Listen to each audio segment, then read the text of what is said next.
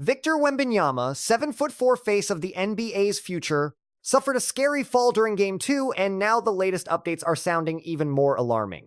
According to Dr. Evan Jeffries, the situation might be worse than feared, with serious concerns about a concussion or facial fractures. Meanwhile, Dr. Brian Sutterer confirmed the violent nature of the impact, describing how hard Wembanyama's head slammed against the hardwood floor. What's most concerning is that the doctor just revealed troubling news about Wembanyama's health, raising fears this injury could end his entire postseason and potentially threaten his long-term future in the league. So, let's break down the play in San Antonio and what these medical experts are really warning about and why this moment could have massive stakes for the league's brightest young star. 2 days before that crash, Victor Wembanyama stood at the center of the basketball world looking completely invincible. In San Antonio, Wembanyama dropped 35 points to lead a 111-98 win over Portland in Game 1 of the Western Conference playoffs. The Frenchman produced the highest scoring performance ever for a Spurs player making his postseason debut, beating the previous record of 32 points set by the legendary Tim Duncan. Wembanyama became the first NBA player to score 35 points in his playoff debut, while also knocking down 5 three-pointers, shooting 13 of 21 from the field and 5 of 6 from deep. The sellout crowd, which featured legends Tim Duncan and David Robinson sitting together courtside, was ready for the franchise's first playoff game since 2019. The 6-year postseason drought began right after San Antonio won 5 NBA titles while making 22 straight appearances in the playoffs. Wembanyama put up 21 points in the first half, setting a modern NBA record for the most points scored in the opening half of a debut, passing the 20-point mark held by both Kyrie Irving and Brandon Jennings. He was doing whatever he wanted against the Trailblazers' defense. The 22-year-old superstar scored from every single spot on the court, toying with defenders like Donovan Clingan and Robert Williams III. And it wasn't just about his scoring on Monday. A day before Game 2, Wembanyama became the unanimous winner of the Defensive Player of the Year award. He averaged 25 points, 11 rebounds, and a league-best 3.1 blocks. The Spurs superstar became the youngest Defensive Player of the Year in league history and the first unanimous winner. He is also a finalist for the Most Valuable Player trophy. That was the scene heading into Game 2 on Tuesday night. A newly crowned top defender and an MVP finalist had broken Tim Duncan's franchise record in his first playoff game and told the world after that first win it is not that much. He said the team spirit was key and the job wasn't done. Then Game 2 happened. Wembanyama's fall occurred as he drove to the hoop with 9 minutes left in the half. Holiday was defending when he seemed to pull the chair. It is a classic NBA veteran move, making an aggressive ball handler lose balance and tumble. When Wembanyama crashed to the dirt, he went for a pass and forgot to brace himself, leaving his head totally exposed on impact. Wemby face planted into the floor at terrifying speed. His skull bounced off the wood, and as he settled, his arms went limp. He looked completely out. Moments later, he started clutching his head in agony, and as he tried pushing up, his body gave out, dropping him back to the hardwood. He sat there, head buried in his hands, clearly trying to clear the cobwebs, before finding the strength to stand and making a beeline straight for the Spurs locker room. The 7'4" phenom sat by the hoop for several minutes while the Frostbank Center crowd chanted his name during the timeout. He eventually got up and sprinted down the tunnel toward the back, followed closely by head trainer Will Sevening. Wembanyama only logged 12 minutes before being entered into concussion protocol and benched for the night. The star finished with 5 points, 4 boards, 1 block, and an assist in 12 minutes. The whole arena went silent. That electric fiesta atmosphere from 2 days ago at the Frostbank Center just vanished. The legends, the hype, the feeling of a playoff run, it all evaporated in one terrifying moment with the big man lying face down. Later on, San Antonio confirmed our worst fears. He definitely has a concussion. He is in the protocol, Coach Johnson said after the Spurs lost 106-103. That loss evened up this Western Conference opening round series at 1 game each. We will follow every medical step required, but team doctor saw something more alarming than a typical head injury on that tape. The way he fell raised serious red flags beyond the usual brain-rattling hit that keeps players out a week. Dr. Evan Jeffries, a top injury expert for the NBA, watched the footage and shared a concerning outlook. Victor Wembanyama just had a very scary incident. The main worry is a concussion plus a possible jaw fracture. We are looking at 2 injuries from one fall, not just one. The head injury was confirmed, but what about the potential broken bones in his face? Looking closely at the replay, the 7'5" star slammed his chin down, unable to stop his massive frame from accelerating. This was not a minor bump. It was a violent collision between bone and wood, fueled by the gravity of a 7'4" body. Dr. Brian Sutterer, another leading injury specialist, posted a video deep diving into Wembanyama's health status. His observations were honestly chilling. He analyzed the tape frame by frame, spotting a major red flag in how Victor tried to stand up. He likely lost consciousness for a second, but look right here as he tries to sit. That is called ataxia. It is what we call it when you struggle to stand or walk. To me, that is a clear concussion sign, ataxia. That's the term Dr. Sutterer used. It means losing motor control, and it's a major neurological red flag. Look at how Wembanyama couldn't even stand up at first, stumbling and just collapsing right back down, needing to sit there with his head in his hands just to get his bearings.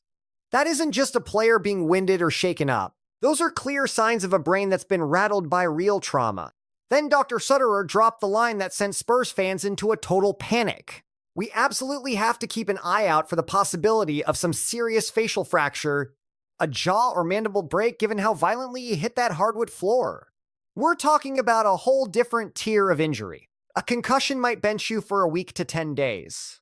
But a jaw fracture, that's months. If the imaging shows a break in the jaw, cheekbone, or eye socket, the Spurs' entire playoff run could be over in one play.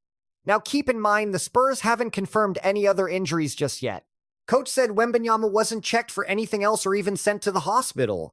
But as Dr. Sutterer pointed out, when you're concussed, it is way harder to get an accurate exam because the pain and symptoms are all over the place, making those follow-up tests on Wednesday absolutely critical for the young star.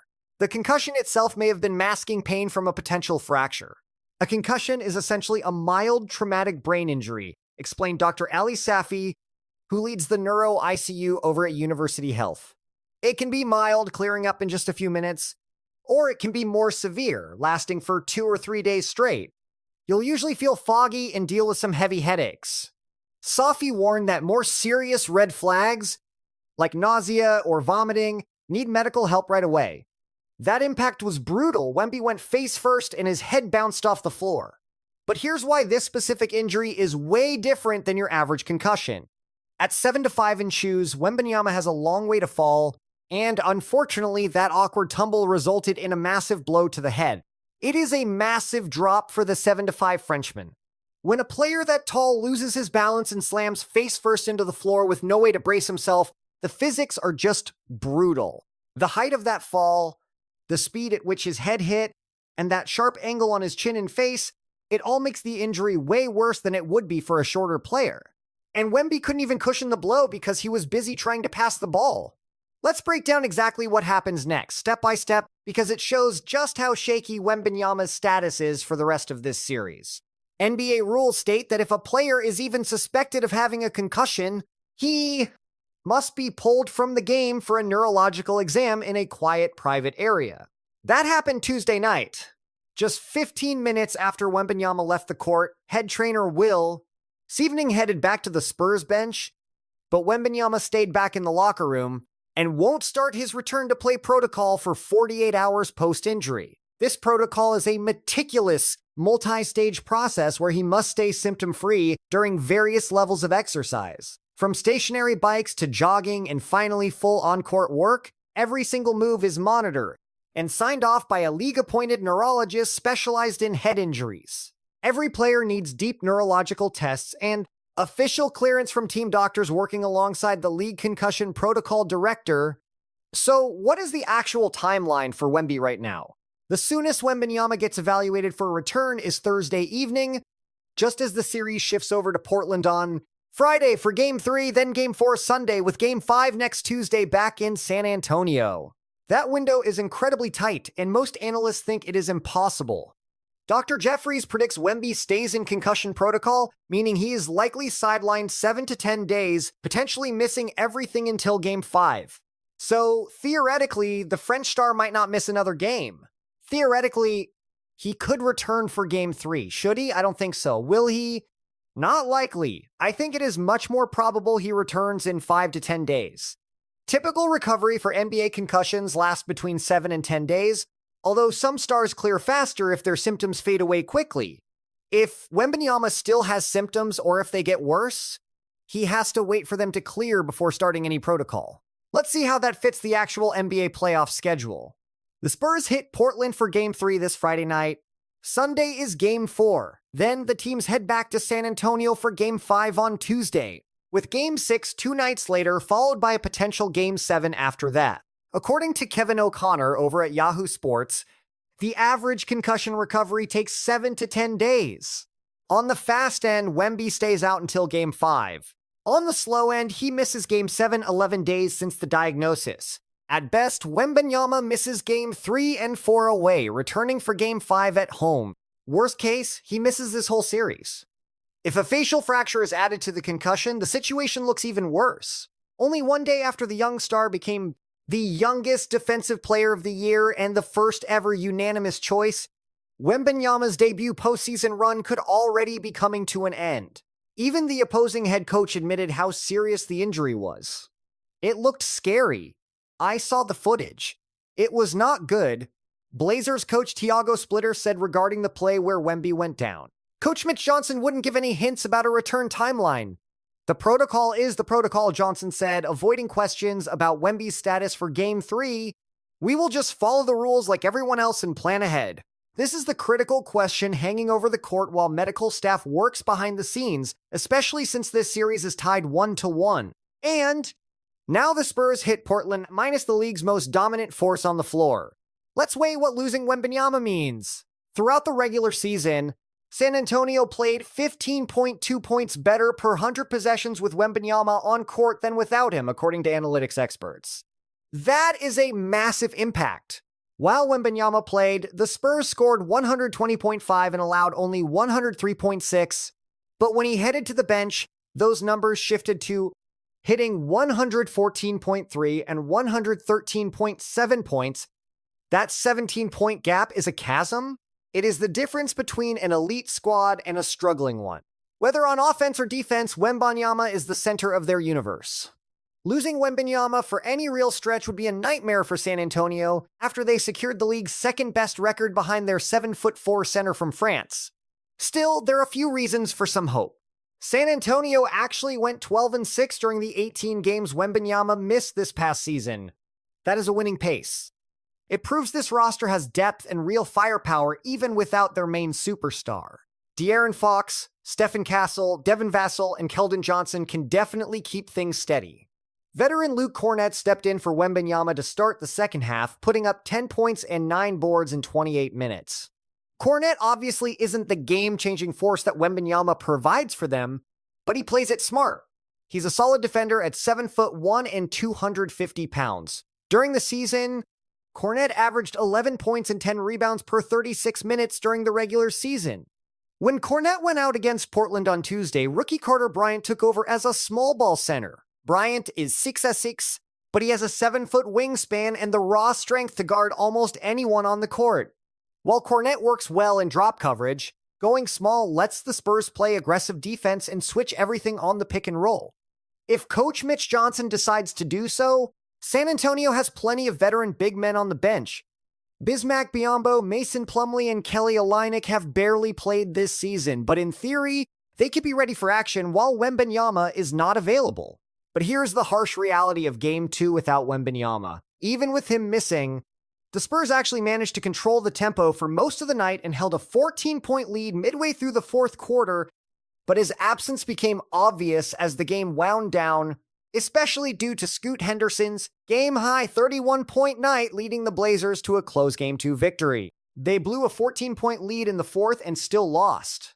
Without Wembanyama protecting the rim and his shot-blocking presence that terrifies offenses, or his ability to score from anywhere, the Spurs just could not finish. Portland came charging back and stole the win.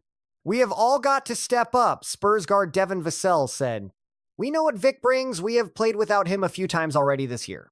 It is next man up now. Every single player is going to have to contribute. That is a massive gap to bridge. We cannot let it stop us." Now they must face Portland on the road, taking on a Blazers squad that just realized life is easier when the most feared defender in basketball is not in the paint. With Victor Wembanyama in concussion protocol, the Portland Trail Blazers have a massive chance to upset the San Antonio Spurs.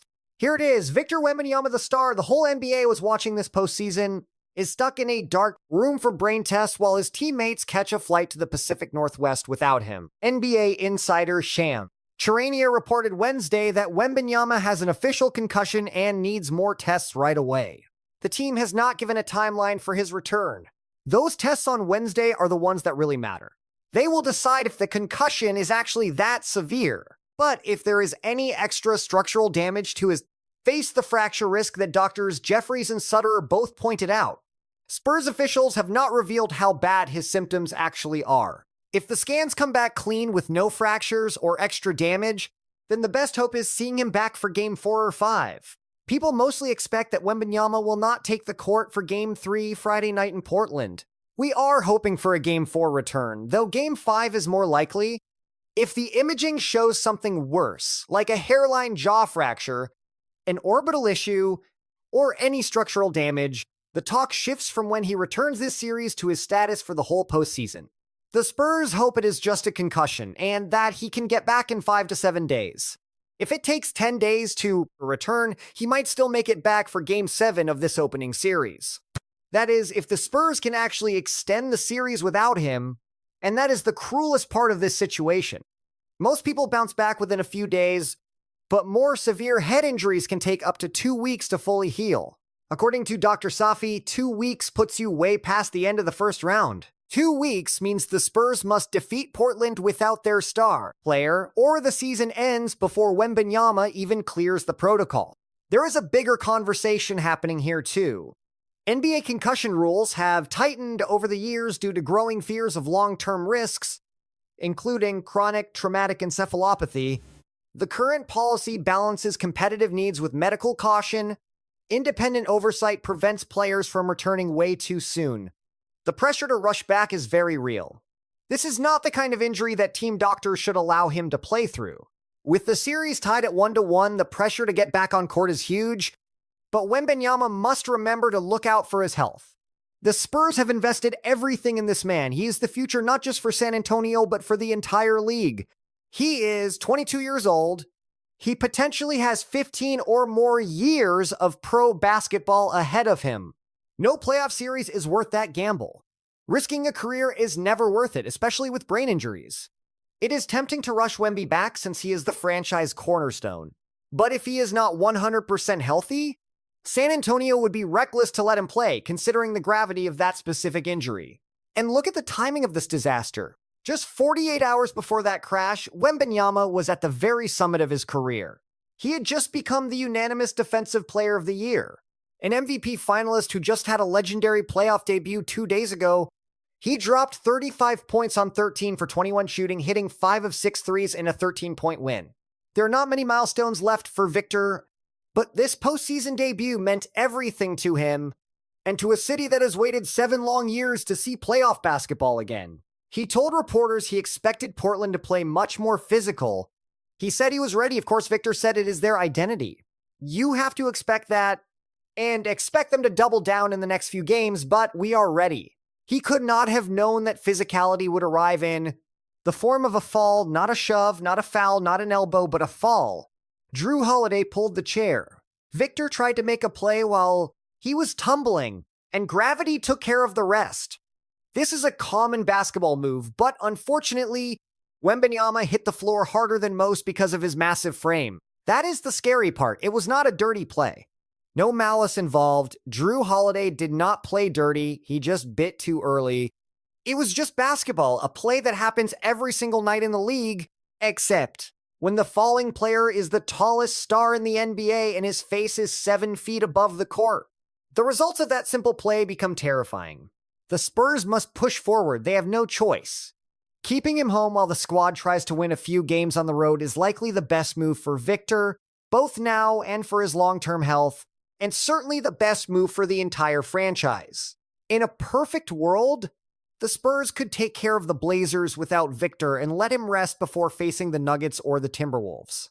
But right now, we are waiting for tests, waiting to see if it is just a concussion, waiting to see if his jaw is broken, waiting to hear if the most electric player in the league returns this series, or if a single fall on the hardwood in Game 2 robbed the 2026 playoffs of its biggest attraction.